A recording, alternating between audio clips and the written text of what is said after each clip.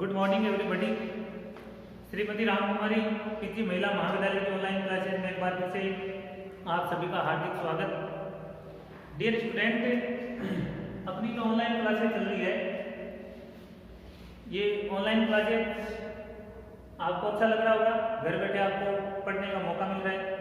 भाई कोरोना काल के अंदर जब से अपनी स्कूल कॉलेज वगैरह बंद हुई है, तब से लगभग 8 या 9 महीने के लगभग हो गए हैं घर बैठे सभी बच्चे।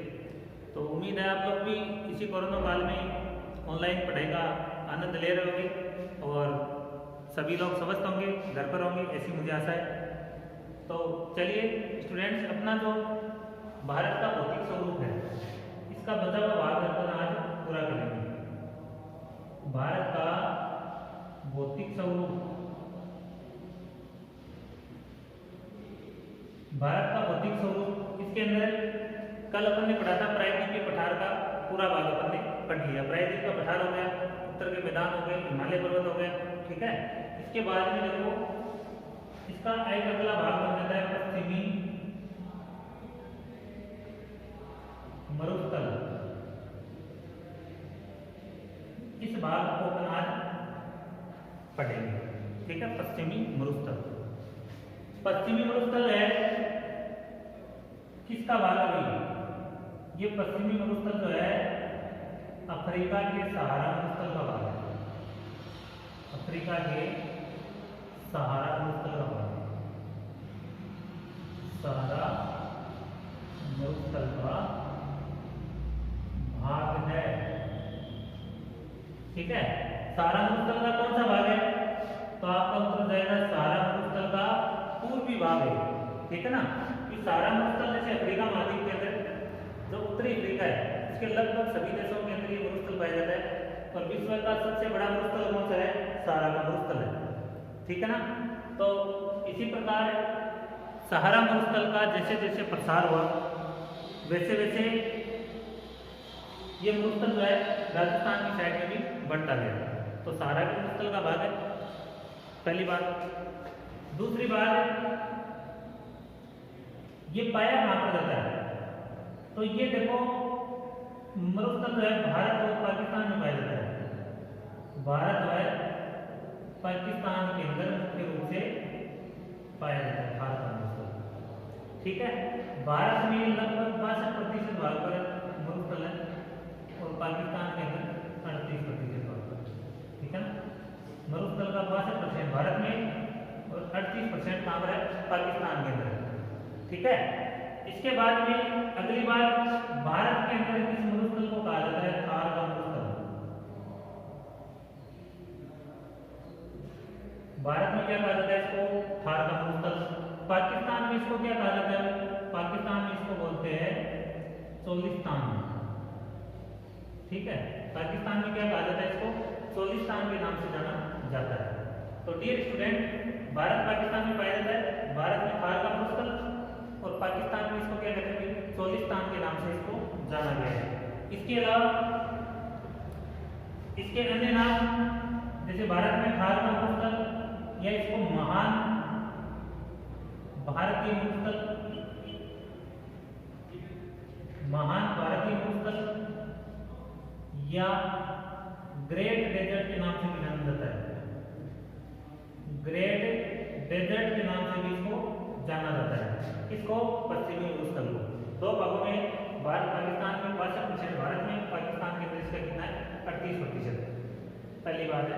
दूसरी बात है, भारत के कितने राज्यों में फैला हुआ है? तो आपका उत्तर हो जाएगा भारत के अंदर देखो गुजरात, राजस्थान, पश्चिमी हरियाणा व दक्षिणी पंजाब, इनके अंतर्गत मुख्य रूप से यह जो मरुस्थल है भारत के अंदर पाया जाता है। 4 राज्यों के अंदर इसका विस्तार है। दूसरी बात, थार का मरुस्थल जो है एशिया का सबसे बड़ा,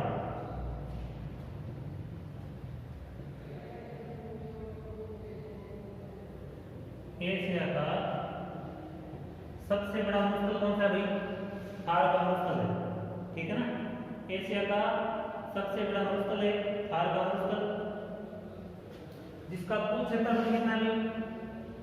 कुल क्षेत्रफल, तो कुल क्षेत्रफल की बात करें तो 1,75,000 वर्ग किलोमीटर है इसका क्षेत्रफल। ठीक है, 1,75,000 वर्ग किलोमीटर इसका क्षेत्रफल है।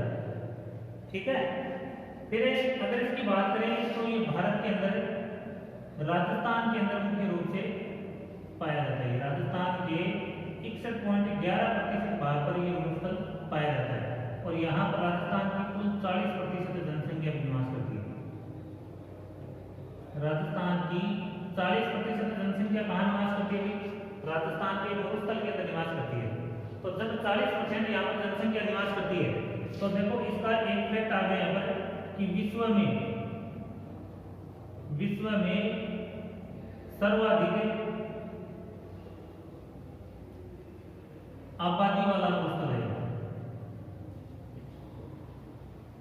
ठीक है, सर्वाधिक आबादी या जैव विविधता बोल देंगे इसमें, जैव विविधता, जीवांश या जीवांश बोल देंगे कि सबसे ज्यादा जैव विविधता या आबादी वाला मरुस्थल कौन सा विश्व का मरुस्थल कौन सा? भी थार का मरुस्थल है। ठीक है, तो इसके बारे में अगर पश्चिमी मरुस्थल के बारे में और अगर बात करें तो यहाँ पर किस प्रकार की मिट्टी पाई जाती है? तो आपकी मिट्टी की बात करेंगे तो यहाँ पर बालू मृदा पाई जाती है। कौन सी मृदा है? बालू मृदा या मरुस्थलीय मृदा यहाँ पर पाई जाती है। मरुस्थलीय मृदा, जिसको वैज्ञानिक भाषा के रूप में, वैज्ञानिक नाम है इसका एंटीसोल। ठीक है, वैज्ञानिक नाम है इसका एंटीसोल मृदा है यहाँ पर इस मरुस्थल के अंतर्गत पाई जाती है। तो ये तो बेसिक बात है इसकी। फिर अगर अपन बात करें कि इसकी उत्पत्ति कैसे हुई, मरुस्थल की उत्पत्ति कैसे हुई? तो मरुस्थल की उत्पत्ति किससे हुई है? तैत्रीय सागर से हुई। मरुस्थल की उत्पत्ति किससे हुई है? तैत्रीय सागर से। तैत्रीय सागर से कैसे हुई? जैसे मान लो यहाँ पर करोड़ों वर्ष पहले क्या था? यहाँ पर तैत्रीय सागर था। करोड़ों वर्ष पूर्व क्या था? यहाँ पर तैत्रीय सागर था। तैत्रीय सागर जब यहाँ पर था तो इसके पास में घने जंगल भी पाए जाते थे। क्या पाए जाते थे? घने जंगल, क्योंकि पानी वगैरह मिलता था। आर्द्र जलवायु के ऊपर समुद्र है वहां पर, तो निश्चित रूप से वहां की जलवायु कैसी थी? आर्द्र जलवायु थी। आर्द्र जलवायु होने के कारण यहाँ पर जंगल कैसे थे? घने जंगल पाए जाते थे, वर्षा अधिक होती थी। तो घने जंगल रहे, धीरे धीरे जब काफी समय निकल गया तो यहाँ पर शुष्कता बढ़ गई। क्या बढ़ गई? शुष्कता बढ़ी। शुष्कता का मतलब यहाँ पर वर्षा धीरे धीरे कम होने लग गई, और यहाँ पर कौन सी हवाएं आने लग गई? शुष्क हवाएं। तो जैसे ही शुष्कता बढ़ी, जंगल क्या हो गए? जंगल नष्ट हो गए। जंगल क्या हो गए? नष्ट हो गए। शुष्कता बढ़ेगी तो निश्चित बात है कि इनको पानी नहीं मिलेगा, तो क्या हो जाएगी? शुष्कता बढ़ जाएगी, जंगल नष्ट हो जाएंगे। फिर क्या हुआ? तैत्रीय सागर का पानी तो गया सूख, और सूखने के कारण यहाँ इसके अंदर जो चट्टानें थी, वो चट्टानों का क्या हो गया? चट्टानों का विखंडन हो गया। चट्टानों का क्या हो गया? विखंडन। विखंडन का मतलब इनका अपक्षय हो गया। अपक्षय होने के कारण इन चट्टानों से क्या बन गई? मिट्टी बन गई। किस प्रकार की मिट्टी बनी? बालू मिट्टी बन गई। बालू मृदा बन गई, या इसको बोलेंगे अपन मरुस्थलीय मिट्टी बन गई। तो इस प्रकार से यहाँ पर मरुस्थल की उत्पत्ति मानी गई है। ठीक है ना? क्या मानी गई है? मरुस्थल की उत्पत्ति मानी गई है। क्यों? करोड़ों वर्ष पहले तैत्रीय सागर था। तैत्रीय सागर के अंदर या तैत्रीय सागर के किनारे वाले भाग में घने जंगल पाए जाते थे। धीरे धीरे शुष्कता बढ़ी। शुष्कता के बढ़ने से यहाँ पर बारिश कम हुई, जंगल नष्ट हो गए, चट्टानों का विखंडन हुआ, और चट्टानों का विखंडन होने से यहाँ पर मरुस्थलीय मिट्टी का निर्माण हुआ। मतलब इसकी मिट्टी के कण कैसे होते हैं? मोटे मोटे कण होते हैं। तो ये मरुस्थलीय मिट्टी बन गई यहाँ पर। इसके बाद में देखो,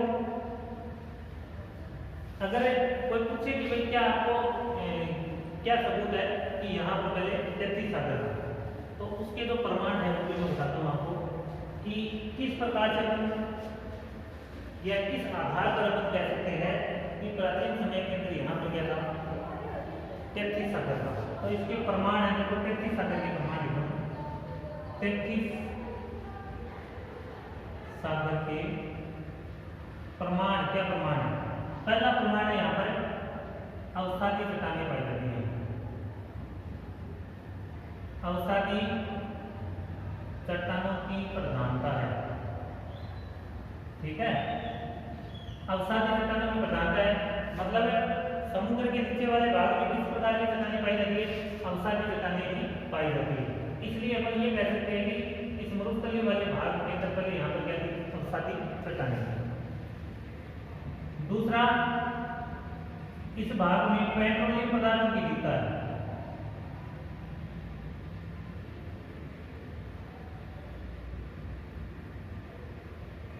पेट्रोलियम पदार्थों की अधिकता, जैसे पेट्रोल,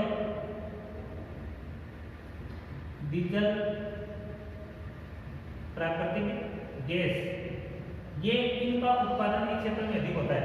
तो इसके बारे में आप जानते होंगे कि भारत में जो पेट्रोल डीजल का उत्पादन वाले क्षेत्र है, तो इन पेट्रोल डीजल के उत्पादन वाले क्षेत्रों के अंदर निश्चित रूप से अपने जो बाड़मेर और जैसलमेर है, इन बाड़मेर और जैसलमेर का नाम जो है ये भी मुख्य रूप से आता है। कई बार क्वेश्चन ये आ जाता है कि राजस्थान में, सॉरी ऐसे पूछ लेते हैं कि भारत में पेट्रोलियम पदार्थ का उत्पादन कहाँ पर होता है? तो भारत में सिलेक्टेड है, कुछ जगह सिलेक्टेड है। कौन कौन सी जगह? जैसे मान लो असम है, असम के अलावा गुजरात का तटीय क्षेत्र है, मुंबई तटीय क्षेत्र है और राजस्थान का नाम भी आता है। तो राजस्थान के अंदर अगर बात करें अपन, तो राजस्थान में देखो बाड़मेर है ना, इस बाड़मेर में सबसे ज्यादा पेट्रोल डीजल का उत्पादन होता है। बाड़मेर के अलावा जालौर में है, जालौर में सांचौर जो क्षेत्र है, इस सांचौर क्षेत्र के अंतर्गत पेट्रोल डीजल के भंडार पाए जाते हैं। बाड़मेर के अंदर 15-20 कुएं हैं, वहां से भी पेट्रोल डीजल का दोहन किया जा रहा है। और प्राकृतिक गैस जो है वो राजस्थान के जैसलमेर में पाई जाती है, जैसलमेर में पाई जाती है। जैसे जैसलमेर का घोटारू क्षेत्र है, ये क्वेश्चन कई परीक्षा में आया हुआ है, घोटारू का संबंध किस खनिज से? तो घोटारू का खनिज जो है या घोटारू का जो संबंध है वो कौन से खनिज से भाई? प्राकृतिक गैस से। इसका मतलब यहाँ पर प्राकृतिक गैस का क्या होता है? उत्पादन होता है। तो यहाँ पर जब इस प्रकार के खनिज पाए जाते हैं, तो ऐसे खनिज जो है विश्व के अंदर समुद्री क्षेत्रों के अंदर मिलते हैं। जैसे मान लो तेल, प्राकृतिक गैस के जितने भी कुएं वो समुद्र के बीच में, तो वैज्ञानिकों का यह मानना है कि यहाँ पर इस पदार्थ का उत्पादन हो रहा है। तो यहाँ पर प्राचीन समय में क्या था? 33 सागर था। 33 सागर के नीचे ही इस प्रकार के जो खनिज है वो पाए जाते हैं। इसके अलावा और अगर बात करें तो जैसलमेर के अंदर एक गांव है कुलदरा। कौन सा गांव है? कुलदरा गांव। ये वैसे तो भूतों का गांव कहा जाता है कुलदरा गांव, कि यहाँ पर भूत रहते हैं और सूर्यास्त के बाद में किसी भी व्यक्ति को यहाँ पर रुकने की अनुमति नहीं होती। तो कुलदरा गांव में क्या है? यहाँ पर अवशेष मिले किसी मछली के अवशेष, मछली के अवशेष यहाँ से प्राप्त हुए। तो मछली के अवशेष मिले, इसका मतलब यहाँ पर प्राचीन समय के अंदर क्या था? सागर। मछली के अवशेष मिले। और अगर बात करें तो खारे पानी की झीलें यहाँ पर, खारे पानी की झीलें, खारे पानी की झीलें पाई जाती है। खारे पानी की झील से मतलब कि यहाँ पर देखो खारे पानी की झील है, जैसे मान लो पचपदरा है, पचपदरा झील है, लूणकरणसर है, इस प्रकार की खारे पानी की झील है। अब खारे पानी की झील यहाँ पर क्यों पाई जाती है? तो उसका सीधा सा सिस्टम आ जाएगा। जैसे मान लो समुद्र के चट्टानों का विखंडन हुआ, तो इन चट्टानों से क्या बनी? मृदा बन गई। अब समुद्र के अंदर नमक की मात्रा होती है, जैसे मान लो 1 किलो समुद्र के पानी में औसत जो है 35 ग्राम नमक होता है। तो इसी प्रकार चट्टानों के अंदर भी वो नमक तो चट्टानों में घुलेगा, तो चट्टान का स्वाद कैसा हो जाएगा? खारा। चट्टान से मिट्टी बनी, तो मिट्टी भी कैसी होगी? लवणीय मृदा होगी। अब जैसे ही मिट्टी के अंदर अगर कोई पानी जमा हुआ, ठीक है ना, पानी, तो नमक का एक गुण होता है कि वो पानी में जल्दी घुल जाता है। जैसे ही वो पानी मिट्टी में जमा होगा तो नमक जो है पानी के अंदर घुल जाएगा और पानी क्या हो जाएगा, खारा। तो ये खारे पानी की झील पाया जाना भी एक इस बात का संकेत है कि यहाँ पर प्राचीन समय में क्या था, तैतीस सागर था। इसके अलावा जैसलमेर के अंदर अक्कल जीवाश्म पार्क है। कौन सा पार्क है?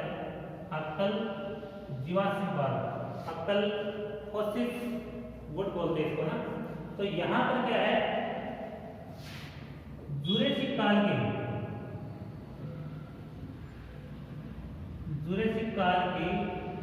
प्राकृतिक वनस्पति के अवशेष मिले हैं। यहाँ पर जुरेसिक काल के प्राकृतिक अवशेष इस पार्क के अंदर आज भी वहां पर पड़े हुए, मतलब पुरानी लंबी जुरेसिक काल की।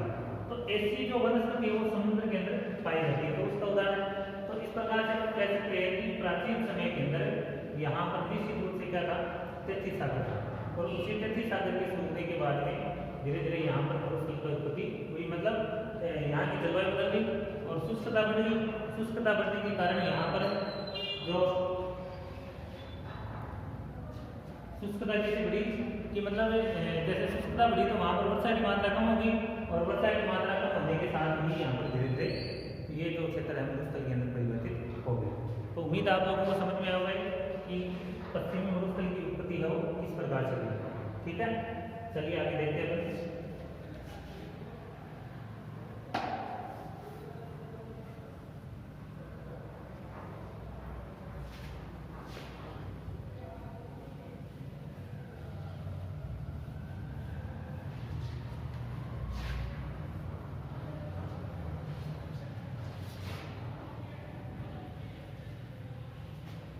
इसके क्या फायदे देखो मरुस्थल के। मरुस्थल का कोई ज्यादा फायदा नहीं हो सकता, लेकिन सबसे बड़ा ये फायदा है कि मरुस्थल जो है, ये मरुस्थल भारत के मानसून को आकर्षित करता है। भारत के मानसून को आकर्षित करता है, ठीक है ना, आकर्षित करता है। क्यों करता है भाई आकर्षित? जैसे मान लो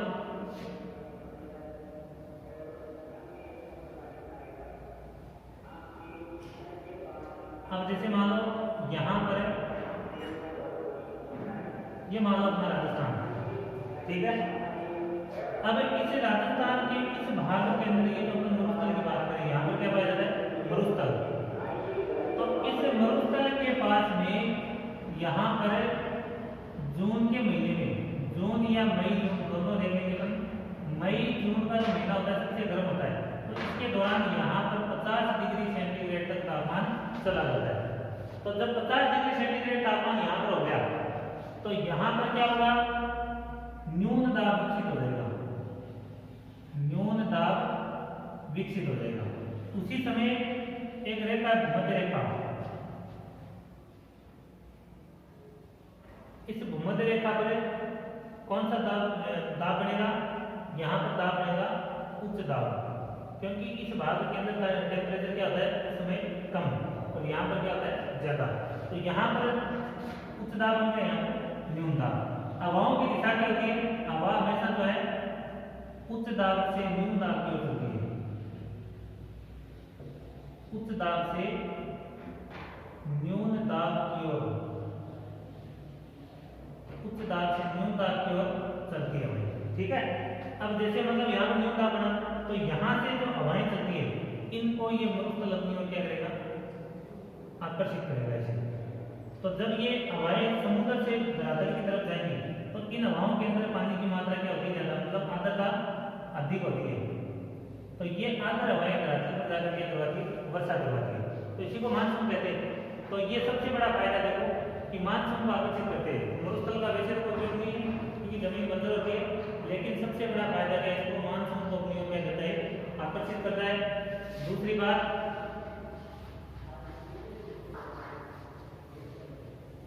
दूसरी बात जो है ऋतु चक्र को नियमित करता है। ऋतु चक्र को क्या कहता है, चक्कर को नियमित करता है।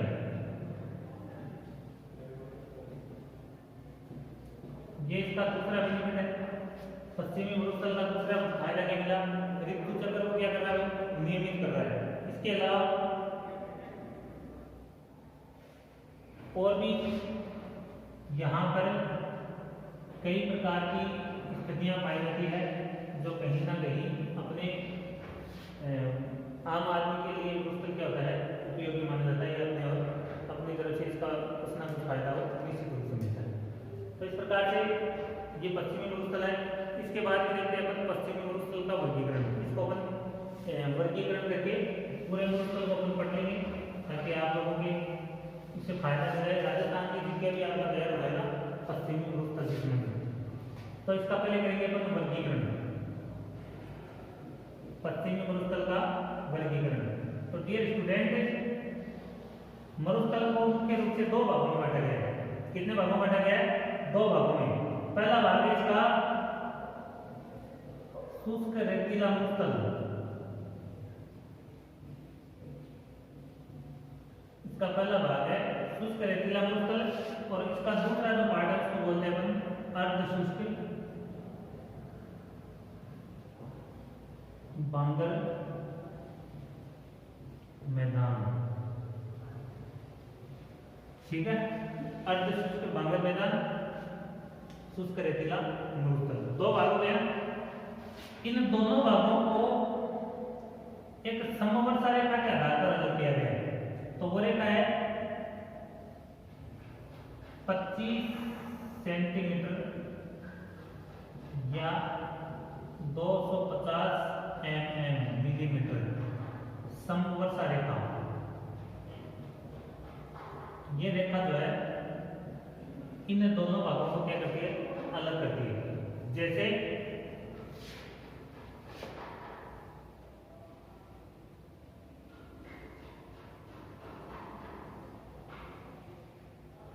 जैसे मान लो राजस्थान का लगभग आधे से ज्यादा भाग है पश्चिम मरुस्थल में। इस भाग में अरावली है। कहाँ ये क्या है, अरावली। इधर वाला क्या है, पश्चिमी मरुस्थल बोलेंगे, पश्चिमी मरुस्थल। ठीक है, अब इन अरावली पर्वतमाला और पश्चिमी मरुस्थल पूरे को, इसको अलग करने वाली एक रेखा है जिसको बोलते हैं 50 सेंटीमीटर समवर्षा रेखा। ठीक है, 50 सेंटीमीटर समवर्षा रेखा जो है पश्चिमी मरुस्थल और अरावली को अलग करती है। मतलब इससे अरावली के इस साइड में जैसे जैसे बन जाएंगे वैसे वैसे वर्षा की मात्रा क्या होती जाती है, कम होती जाती है। और इधर वाले भाग में वर्षा क्या होती है, अधिक होती है। ठीक है, सर्वाधिक वर्षा वाला जगह कौन सी है, अपनी जिला झालावाड़। संभाग कौन सा है, कोटा। ठीक है, स्थान कौन सा है, माउंट आबू। तो समवर्षा रेखा 50 सेंटीमीटर अलग करती है पश्चिमी मरुस्थल और अरावली को। फिर देखो इसके दो भाग हो गए। जैसे ये वाला भाग जो है, ये भाग जो है इसको तो बोलेंगे अपन शुष्क रेतीला मैदान या शुष्क मरुस्थल सीधा। और ये आ गया अर्ध शुष्क। ये ऊपर वाला शुष्क मरुस्थल, इधर वाला कौन सा आ गया, अर्ध शुष्क। अर्ध शुष्क बांगर मैदान, ये आ गया शुष्क रेतीला मरुस्थल। इन दोनों को अलग करती है रेखा, इसको अपन कहेंगे 25 सेंटीमीटर समवर्षा रेखा। ये 25 सेंटीमीटर, बहुत सारे परीक्षाओं में क्वेश्चन पूछा गया है कि कौन सी समवर्षा रेखा जो है मरुस्थल को दो भागों में बांटती है। तो मरुस्थल को दो भागों में बांटने वाली रेखा है 25 सेंटीमीटर समवर्षा। फिर देखो यहाँ पर एक रेखा है इस भाग के अंदर, वो रेखा आपकी 10 सेंटीमीटर समवर्षा। तो ये 10 सेंटीमीटर समवर्षा जो है ये मरुस्थल की पश्चिमी सीमा बनाती है। ठीक है ना, पश्चिमी सीमा 10 सेंटीमीटर बनाती है। या ऐसे बोल देंगे कि भारत और पाकिस्तान को कौन सी समवर्षा रेखा अलग करती है, तो 10 सेंटीमीटर समवर्षा रेखा जो है भारत पाकिस्तान को अलग करती है। तो डियर स्टूडेंट, आप लोगों को समझ में आ गया विभाजन कि किस प्रकार से कौन कौन सी समवर्षा रेखा जो है इनको अलग करती है। ध्यान रखना, 3 रेखाएं होगी देखो, 25 सेंटीमीटर, 50 सेंटीमीटर और 10 सेंटीमीटर। ये तो पश्चिमी सीमा है। ये अरावली वह मरुस्थल के बीच में, पूरे पश्चिमी मरुस्थल के बीच, इनके बीच में आती है। 25 सेंटीमीटर, इसको दो भागों में बांटती है, ठीक है ना।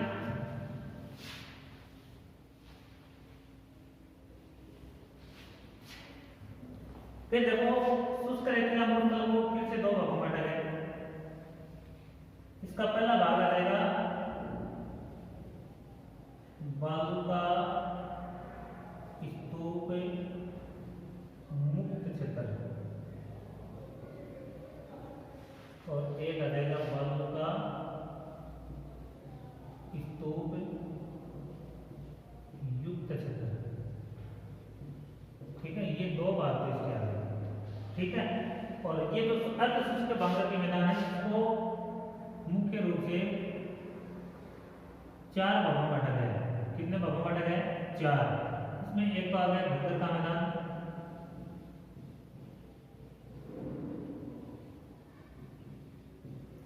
दूसरा आ गया आपका शेखावाटी क्षेत्र,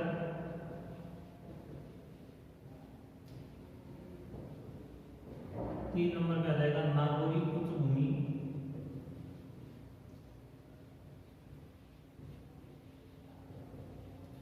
नंबर 4 आ जाएगा आपका लोनी बेसिन,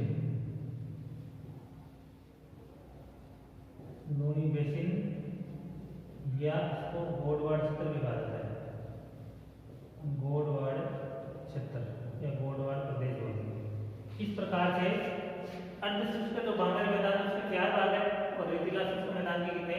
2 भाग। ये इसका वर्गीकरण है। आप लोग मेरे साथ साथ इसको अपने नोटबुक के अंदर धीरे धीरे लिखते रहिए साथ साथ, ताकि आप लोगों का ये जो होती स्वरूप है तैयारी के साथ साथ नोट्स भी बन जाए, सारे काम करेंगे। तो ये तो वर्गीकरण हो गया। इसके बाद में अपन पहले पढ़ेंगे शुष्क रेतीला मरुस्थल, इसको पढ़ेंगे, ठीक है। इनको मिटा देता हूँ एक बार।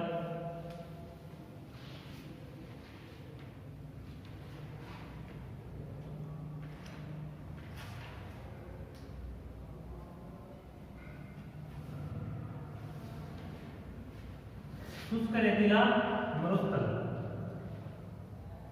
देखो एक छोटी सी बात और बता देता हूं आपको। राजस्थान में जो मरुस्थल है, ये 3 प्रकार का मरुस्थल है। पहला जाएगा रेतीला मरुस्थल,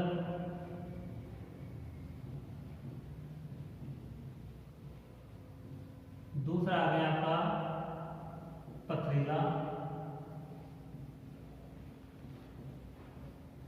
मरुस्थल, तीसरा है आपका, तीसरे को बोलते हैं मिश्रित मरुस्थल। कौन सा बोलते हैं इसको? मिश्रित मरुस्थल के नाम से इसको जाना जाता है।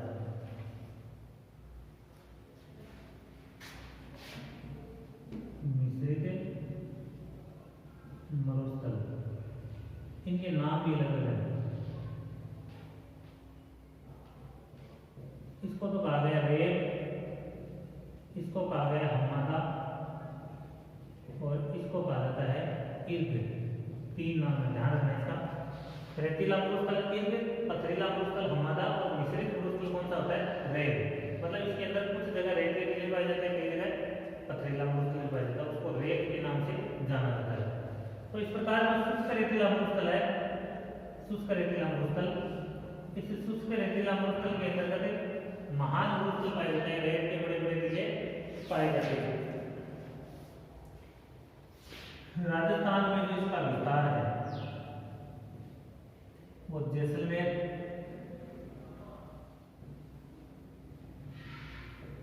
बाड़मेर, बीकानेर, दक्षिणी गंगानगर, पश्चिमी हनुमानगढ़,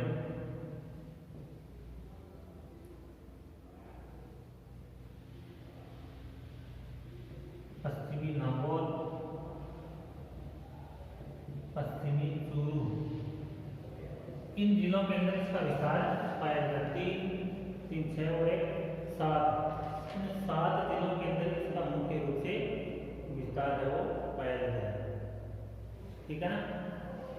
यहाँ पर रेत के टीले पाए जाते हैं, पवन जो होती है पवने, ये पवने दो प्रकार का कार्य करती है, अपर्दन भी करती है वह निक्षेपण भी करती है। तो अपर्दन और निक्षेपण से यहाँ पर रेत के टीले जो है स्थानांतरित होते रहते हैं, मतलब एक स्थान से दूसरे स्थान पर क्या होते रहते हैं, स्थानांतरित होते रहते हैं। जैसे मान लो रात को टीला कहीं था और सुबह अगर अपन उठ के देखेंगे तो वो रेत का टीला जो है उस जगह को छोड़कर किसी दूसरी जगह अपने को दिखाई देगा। तो अपर्दनों के माध्यम ये पवनों के निक्षेपण और अपर्दन के माध्यम से जो कटाव होता है उसको पवनों के पवन अपर्दन के नाम से जानते हैं। ठीक है, इस क्षेत्र में वनस्पति का अभाव होता है। वनस्पति का क्या होता है, अभाव होता है, बिल्कुल भी वनस्पति नहीं पाई जाती है, बिल्कुल वनस्पति नहीं मिलेगी आपको। और रेत के टीले पाए जाते हैं, नाम सुना होगा समगांव का। समगांव क्यों प्रसिद्ध है, तो समगांव जैसलमेर में है और ये वनस्पति रहित रेत के टीलों के लिए प्रसिद्ध है। रेत के टीलों के लिए प्रसिद्ध है, ठीक है ना, मतलब यहाँ पर बड़े बड़े रेत के टीले पाए जाते हैं। ठीक है, समगांव के बारे में सुना होगा, नाम नहीं सुना तो देख लेना। इसके अलावा इस क्षेत्र के अंदर जैसे शुरू में मैंने बताया था आपको, प्राकृतिक गैस के भंडार पाए जाते हैं। प्राकृतिक गैस के भंडार भी यहाँ पर पाए जाते हैं। तो ये तो इसकी खासियत हो गई। फिर अपन थोड़ा सा और देखते हैं, फिर बाकी का कल की वीडियो में देखेंगे अपन।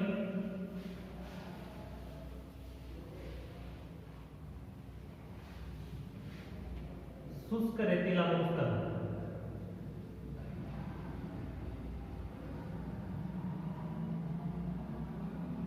शुष्क रेतीला मरुस्थल, इसके दो पार्ट है।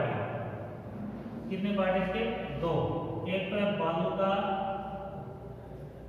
स्तूप मुक्त प्रदेश और दूसरा आ जाएगा आपका बालू का स्तूप युक्त प्रदेश। ठीक है, इस बालू का स्तूप मुक्त प्रदेश को कहते हैं पथरीला या चट्टानी मरुस्थल। क्या कहते हैं इसको, पथरीला या चट्टानी मरुस्थल, या इसको हम्मादा कहा जाता है। हम्मादा इसका नाम है। पथरीले मरुस्थल को या चट्टानी मरुस्थल को किस नाम से जानते हैं, हम्मादा। और ये बालू का स्तूप युक्त जो प्रदेश है इसको कहते हैं अपने, यहाँ पर रेतीला मरुस्थल है। क्या है, रेतीला मरुस्थल है और रेत के बड़े बड़े टीले पाए जाते हैं। इस रेतीला मरुस्थल को इर्द नाम से जाना जाता है, इर्द कहा जाता है, ध्यान रखना। हम्मादा किसको कहते हैं, पथरीले मरुस्थल को हम्मादा कहते हैं, और इर्द किसको कहते हैं, रेतीला जो मरुस्थल है उसको क्या कहा जाता है, इर्द कहा जाता है। तो ये इस भाग में 41.5% भाग पर तो पाया जाता है आपका बालू का स्तूप प्रदेश, और लगभग 58.50% भाग पर बालू का स्तूप युक्त प्रदेश पाए जाते हैं। बालू का स्तूप क्या होते हैं, तो बालू का स्तूपों की बात करें तो अपन रेत के टीलों को कहते हैं, रेत के टीले। और अपने शेखावाटी क्षेत्र में इनको टीपा कहा जाता है। क्या कहा जाता है, टीपा, या इनको धोरे भी बोलते हैं। राजस्थानी भाषा में इनको क्या कहा जाता है, धोरे भी कहते हैं। तो एक तो ऐसा क्षेत्र है जहां पर रेत के टीले नहीं पाए जाते, और एक ऐसा क्षेत्र है जहां पर रेत के बड़े बड़े टीले पाए जाते हैं। तो डियर स्टूडेंट, आप लोगों को ये समझ में आया होगा वर्गीकरण। आज के वीडियो में इतना ही। अगले वीडियो के अंदर इनके बारे में अपन विस्तृत अध्ययन करेंगे। तब तक के लिए आप लोग इस वीडियो को देखिए और कल अपन बाकी का जो बचा हुआ भाग है इसको पूरा कर लेंगे। उम्मीद है आप लोगों को समझ में आया होगा। तो अगर समझ में आया तो इसको लाइक और शेयर जरूर करें, शेयर ज़्यादा से ज़्यादा करें। अपने जो मित्र मंडली है उसके अंदर भी ज़्यादा से ज़्यादा अपने यूट्यूब का जो वीडियो है उसको बिल्कुल शेयर करना नहीं भूलें। धन्यवाद, आपका दिन शुभ हो।